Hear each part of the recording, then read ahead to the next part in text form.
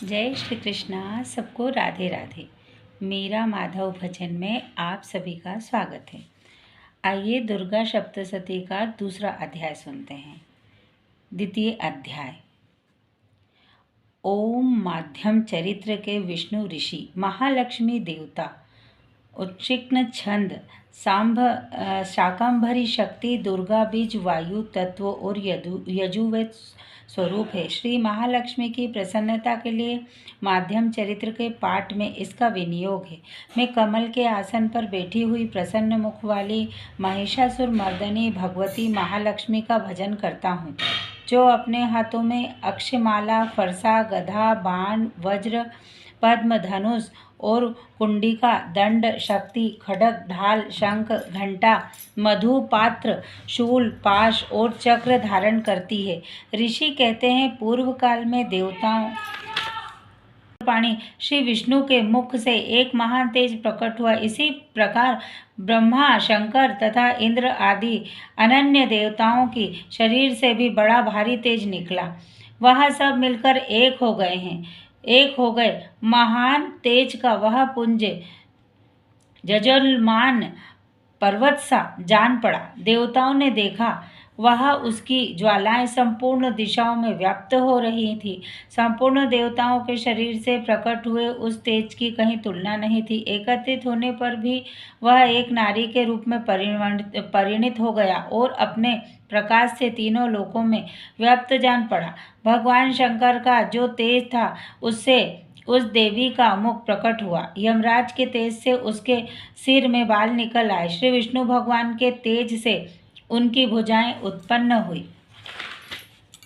चंद्रमा के तेज से दोनों स्तनों का और इंद्र के तेज से मध्य भाग कटी प्रदेश का प्रादुर्भाव हुआ। वरुण के तेज से जंगा और पिंडली तथा पृथ्वी के तेज से पितंब भाग प्रकट हुआ। ब्रह्मा के तेज से दोनों चरण और सूर्य के तेज से उनकी अंगुलियां हुई।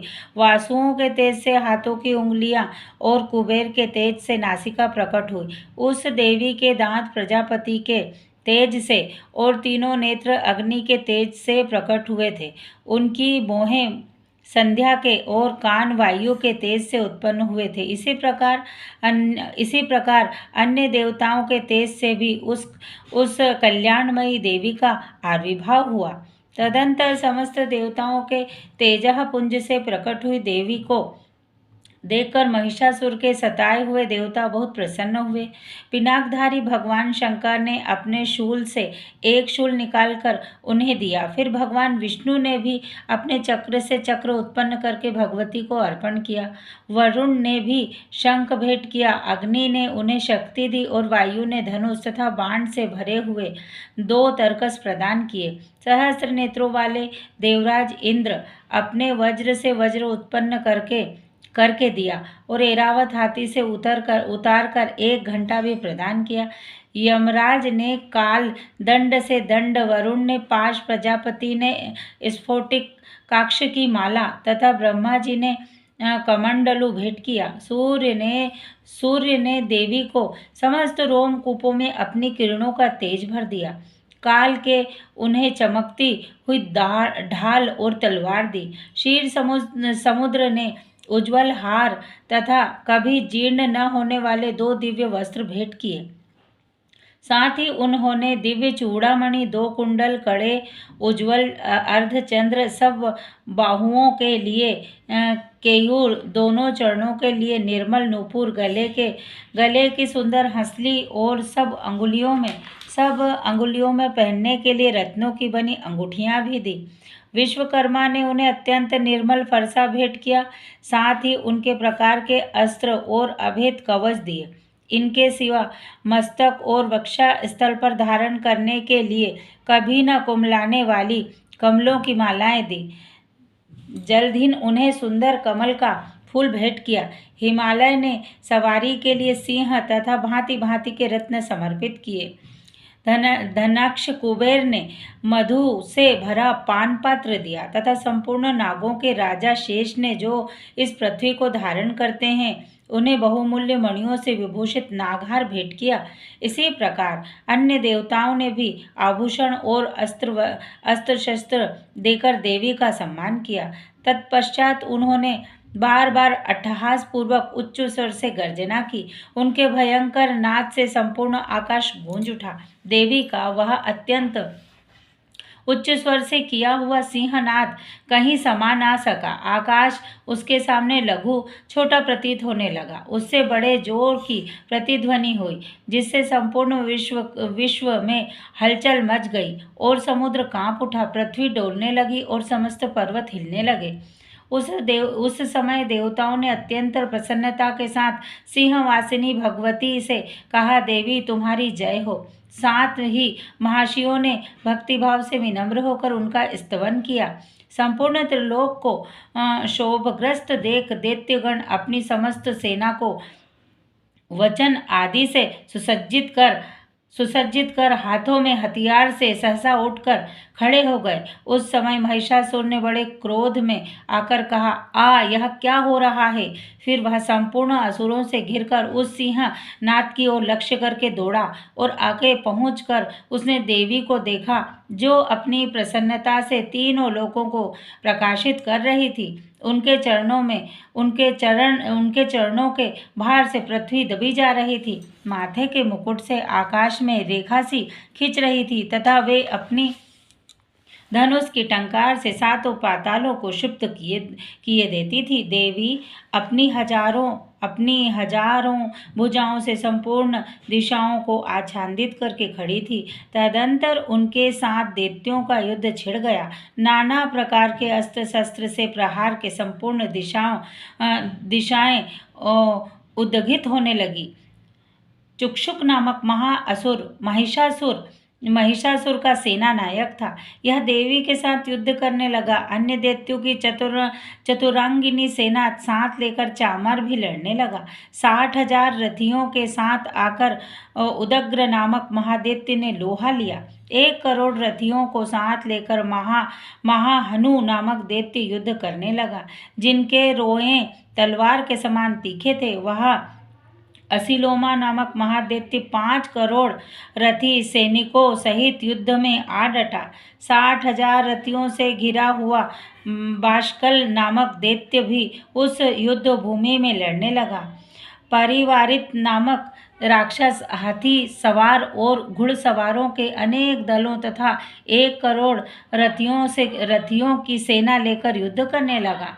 बिडाल नामक दैत्य 5 अरब रथियों से घिरकर लोहा लेने लगा। इसके अतिरिक्त और भी हजारों महादैत्य रथ, हाथी और घोड़ों की सेना साथ लेकर वहां देवी के साथ युद्ध करने लगे। स्वयं महिषासुर उस रणभूमि में कोटि सहस्त्र रथ, हाथी और घोड़ों की सेना से घिरा हुआ खड़ा था।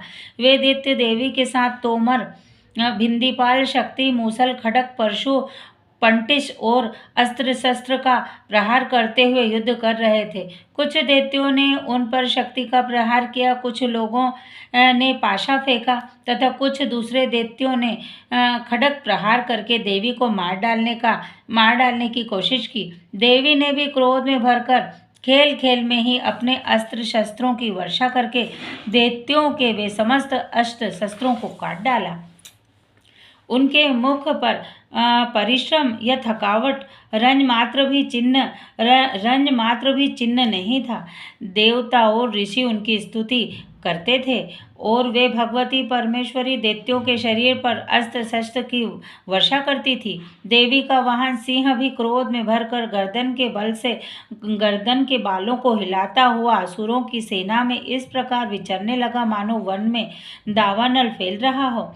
रणभूमि में दैत्यों के साथ युद्ध करती हुई अंबिका देवी ने जितने निश्वास छोड़े वे सभी तत्काल सैकड़ों हजारों गणों के रूप में प्रकट हो गए और परशु, भिंदीपाल, खड्ग तथा पंटिश आदि अस्त्रों द्वारा असुरों का सामना करने लगे। देवी की शक्ति से बड़े हुए वे गण असुरों का नाश करते हुए नगाड़ा और शंख आदि बाजे बजने लगे। उस संग्राम महोत्सव में कितने ही गण मृगंद बजा रहे थे।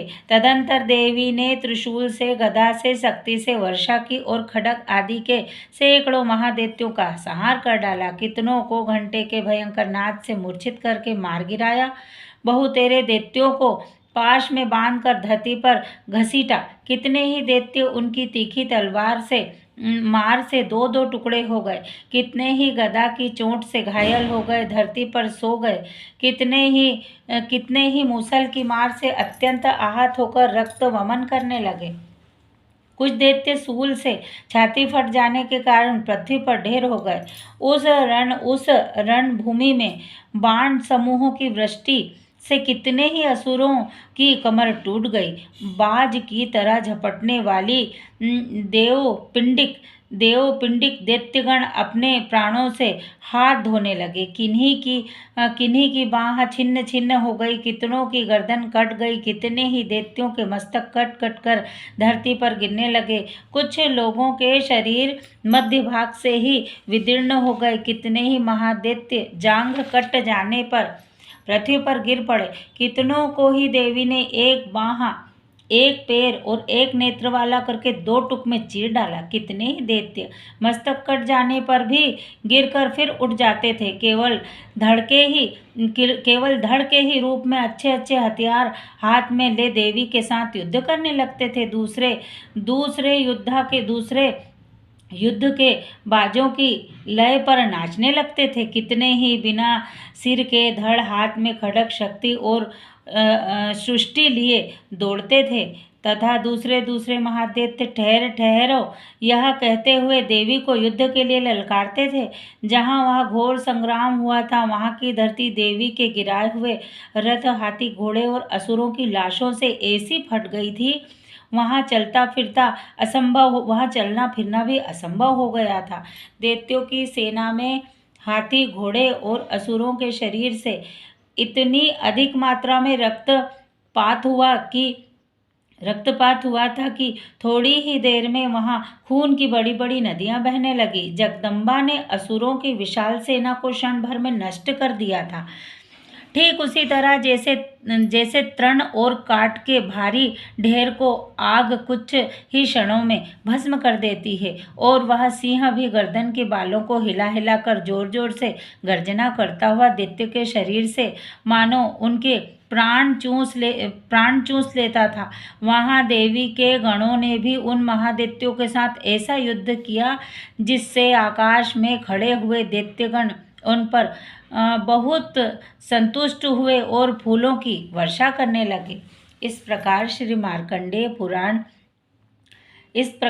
मार्कंडेय पुराण महादेवी महादैत्य में महिषासुर की सेना का वध नामक दूसरा अध्याय पूर्ण हुआ। बोलो अंबिके मात की जय, दुर्गा सप्तशती माता की।